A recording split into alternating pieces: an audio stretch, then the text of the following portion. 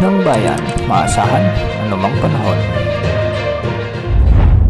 Magandang araw po sa ating lahat. Narito ang update sa lagay ng panahon ngayong araw ng Biyernes, April 5, 2024. Ngayong araw ay patuloy na magdadala ng maulap hanggang sa maulang panahon ang trough ng low pressure area sa bahagi ng Sorsogon at sa Davao Region sa Mindanao. Patuloy ring makakapekto ang ridge ng high pressure area ngayong araw sa eastern sections ng Northern Luzon na siyang magdadala ng tuyo at mainit na panahon sa silangang bahagi ng Luzon. Easterlies naman ang patuloy na makakapekto sa natitirang bahagi ng ating bansa ngayong araw.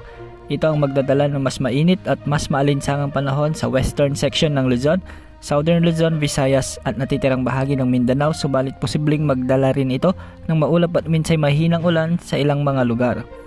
Para sa tayo ng panahon ngayong araw, sa natitirang bahagi ng Luzon ay asahan ang maliwalas na panahon at mababa naman ang tsansa ng pag-ulan maliban na lamang sa mga isolated rains sa ilang lugar. Asahan naman ang magandang panahon ngayong araw sa malaking bahagi ng Metro Manila, ngunit posible ang mga isolated rains pagsapit ng hapon at gabi.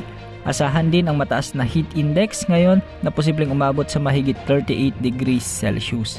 Sa Visayas, mababa ang tsansa ng pag-ulan maghapon ngunit posible ang mga isolated rains sa may Samar at Leyte dahil sa epekto ng trough ng LPA na nasa Southern Mindanao. Sa ngayon sa Mindanao, magiging maulap na may mga minsan malalakas na pag-ulan ang mararanasan sa southern sections ng Mindanao.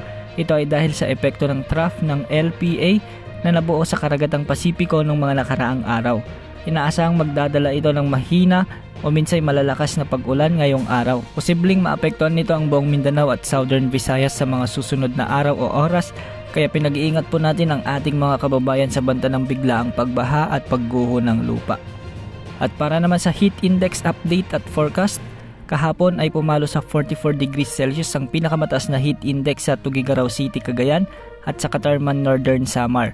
Umabot naman sa 42 degrees Celsius ang heat index sa Dagupan City, Pangasinan, Apari, Cagayan, San Jose Occidental, Mindoro at sa Aborlan, Palawan. Nasa danger level na ito ayon sa Pag-asa at posible nang maging sanhi ng dehydration, heat stress, heat cramps at heat stroke. Ngayong araw, posibleng umabot ang pinakamataas na heat index sa 43 degrees Celsius sa may Tuguegarao City, Cagayan at sa Aborlan, Palawan. 42 degrees Celsius naman sa San Jose Occidental, Mindoro, Puerto Princesa City, Dumangas, Iloilo at Catarman, Northern Samar. Posible ring pumalo sa 41 degrees Celsius sa Dagupan City, Pangasinan, Subic Bay, Olongapo City, Sangley Point sa Cavite, Mambusaw, Capiz, Iloilo City, Dumangas, Iloilo, La Carlota, Negros Occidental, Catbalogan, Western Samar, Borongan, Eastern Samar, Tacloban, Leyte, Zamboanga City at Cotabato City.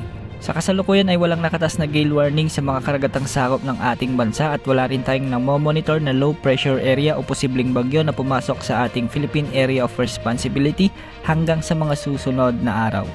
Yan po ang update sa lagay ng panahon ngayong araw. Ito po ang weather update ng bayan, maasahan anumang panahon.